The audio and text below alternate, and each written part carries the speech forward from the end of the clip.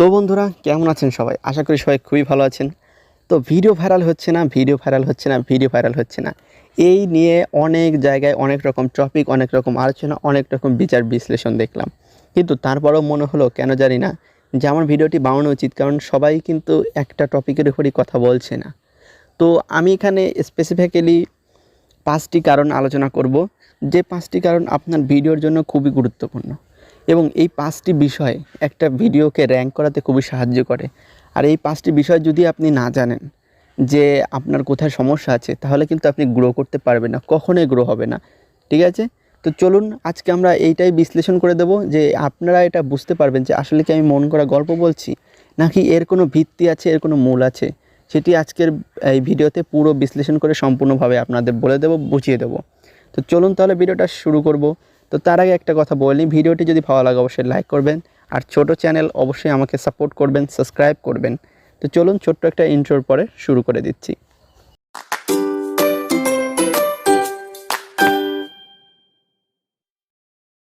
Viewers, এখন আমরা যে 5টি কারণের কথা আমরা প্রথমেই বলে নিয়েছি, সেই 5টি কারণ আমি একে একে পরপর বলছি, আপনারা একটু ভালো করে শুনবেন। প্রথম কারণটি হচ্ছে আপনাদের থাম্বনেল। এই আপনাদের থাম্বনেলটা আকর্ষণীয় নয়।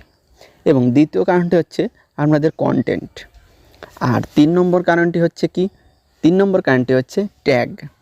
4 নম্বর কারণ হচ্ছে টাইমিং এবং 5 নম্বর কারণ হচ্ছে ইউটিউব অ্যালগরিদম প্রবলেম।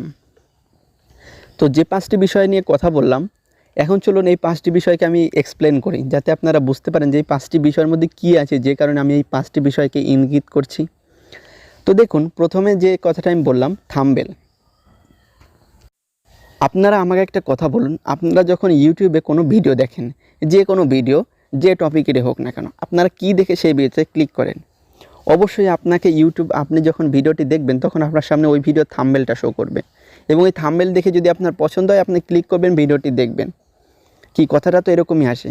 তো আপনি যখন একজন ইউটিউবার, আপনি যখন কোনো ভিডিও কন্টেন্ট তৈরি করেছেন, সেটাকে আপলোড করেছেন, তখন আপনার ভিডিও যদি কেউ দেখে তাহলে অবশ্যই আপনার থাম্বনেলটাই আগে দেখবে। তো সেই থাম্বনেলটা যদি আপনি আকর্ষণীয় না করেন, তাহলে কি মানুষ আপনার ভিডিওতে ক্লিক করবে? ক্লিক তো করবে না। তো থাম্বনেলে কিন্তু আপনাদের একটু আকর্ষণীয়তা আনতে হবে। ঠিক আছে? তো দ্বিতীয়টি হচ্ছে কন্টেন্ট। কন্টেন্ট এমন একটি বিষয়, যে বিষয়টি কিন্তু একটা ইউটিউবারের সবথেকে বড় হাতিয়ার। আপনি যে কোনো কন্টেন্ট নিয়েই আপনি ইউটিউবে কাজ করতে পারেন, কিন্তু এটা একটা বিষয় মাথায় রাখতে হবে, আগে যে কন্টেন্ট ক্রিয়েটর ছিল তারা যে কোনো কন্টেন্ট ক্রিয়েট করলেই ভাইরাল হতো, কিন্তু এখন আমার আপনার মতো ছোট বড় মাঝারি অনেক ইউটিউবার হয়ে গেছে, ঘরে ঘরে ইউটিউব চ্যানেল আছে। তো তারাও কিন্তু কন্টেন্ট ক্রিয়েট করছে। তো এখানে কম্পিটিশন যেহেতু বেশি, সেহেতু আপনাকে এমন কন্টেন্ট বাছাই করতে হবে যে কন্টেন্টের চাহিদা আছে, লোকে সেই কন্টেন্ট দেখতে চায়। তো এরকম ভিডিও যদি আপনি না ছাড়েন তাহলে কি হবে? এখন তো মানুষ আর আপনার যদি তার ভিডিওটি পছন্দ না হয়, তার কোনো কাজে না লাগে, তাহলে কি সে এমবি খরচ করে আপনার ভিডিওটি দেখবে? দেখবে না। তো কন্টেন্টটাকে আপনারা মডিফাই এবং কী কন্টেন্টের চাহিদা আছে এটা বিশ্লেষণ করুন, এবং তারপরে একটা সুন্দর থাম্বনেল দিয়ে কন্টেন্ট তৈরি করুন। তো তৃতীয় সমস্যা হচ্ছে ট্যাগ।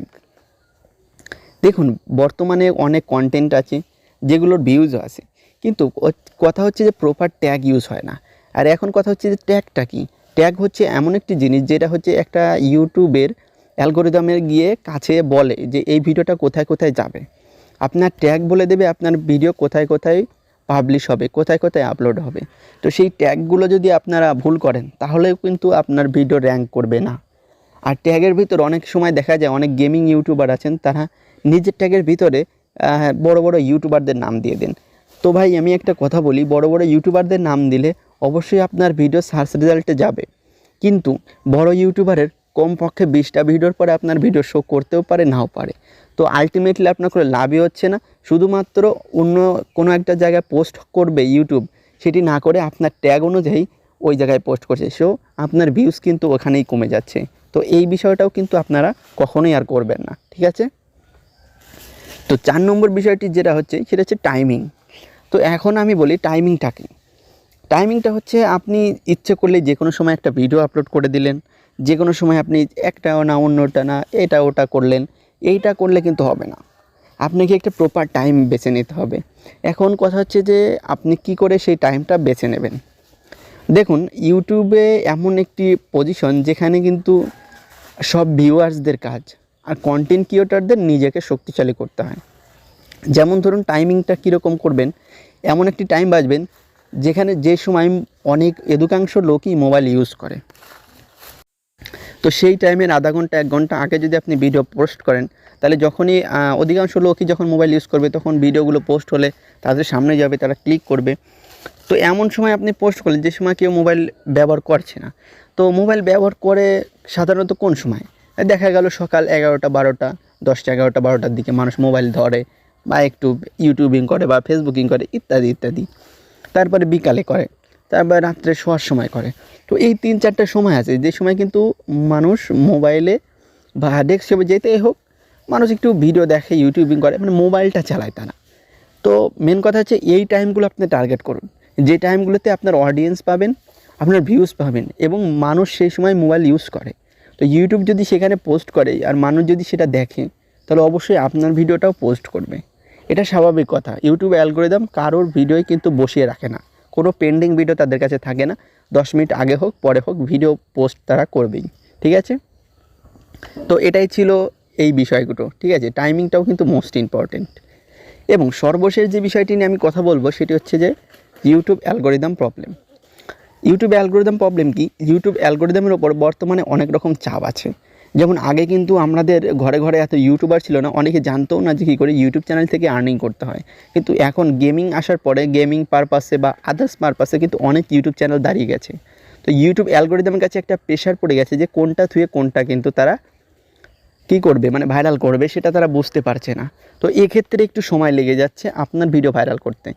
তো এই বিষয়টি আমি আপনাদের দোষ দেব না, এই বিষয়টি কারোরই দোষ না, এটা সম্পূর্ণ ইউটিউবের ব্যাপার। তারা এটা মেনটেন করবে, এটা নিয়ে আপনাদের কোনো চিন্তার দরকার নেই। আমি প্রথম যে 4টে স্টেপের কথা বললাম, 4টি জিনিসকে আমি বিশ্লেষণ করে আমি বুঝিয়ে দিলাম যে কী কী ক্ষেত্রে এইগুলো কাজ করে আর যে জন্য আপনাদের ভিডিওটা ভাইরাল হচ্ছে না। এই 4টে জিনিস আপনারা মেনটেন্স করুন। আশা করছি এই অ্যালগরিদমের এই সিরিয়ালের ব্যাপারে অন্য কেউ এভাবে বিস্তারিত হয়তো বুঝিয়ে বলেনি, আর যদি বলেও থাকে আপনারা সেটা গ্রান্ট করেনি, তবে এখন থেকে গ্রান্ট করা শুরু করুন। কারণ এগুলো না করলে আপনারা নিজেও জানেন না বা ইউটিউবও জানে না আপনার ভিডিও কবে ভাইরাল করবে। তো আপনার দিক থেকে আপনি ঠিক থাকুন, ইউটিউবের দিক ইউটিউব দেখে নেবে, ঠিক আছে। তো আশা করছি এই বিষয়টি বুঝে গেছেন যে কী 5টা কারণ এবং কিভাবে এই কারণগুলোর জন্য আপনার ভিডিও র্যাঙ্ক করছে না, ভিউজ বাড়ছে না, সাবস্ক্রাইবার আসছে না। তো এইগুলোকে আপনারা আপনার ভিডিওর সাথে কম্পেয়ার করুন, দেখুন যে আপনার ভিডিওতে কোনো সমস্যা আছে কিনা। যদি এই সমস্যাগুলো না থাকে তাহলে আমি আশা করছি যে আপনার ভিডিও কিন্তু একসময় র্যাঙ্ক করবে। তো ভিউয়ার্স, আজকের মতো ভিডিওটি এই পর্যন্তই। এই 5টি কারণগুলো আপনারা মনোযোগ দিয়ে আবারও যদি না বোঝেন আবারও শুনবেন, বুঝবেন, তা না হলে কমেন্ট করবেন। আমি দরকারে একজনের জন্য হলেও আমি রিপ্লাই ভিডিও করব, ঠিক আছে। তো আজকের মতো বিদায় নিচ্ছি। আর যাওয়ার আগে বলে নিচ্ছি, ছোটো চ্যানেল অবশ্যই সাপোর্ট করবেন, সাবস্ক্রাইব করে দিয়ে যাবেন। ধন্যবাদ।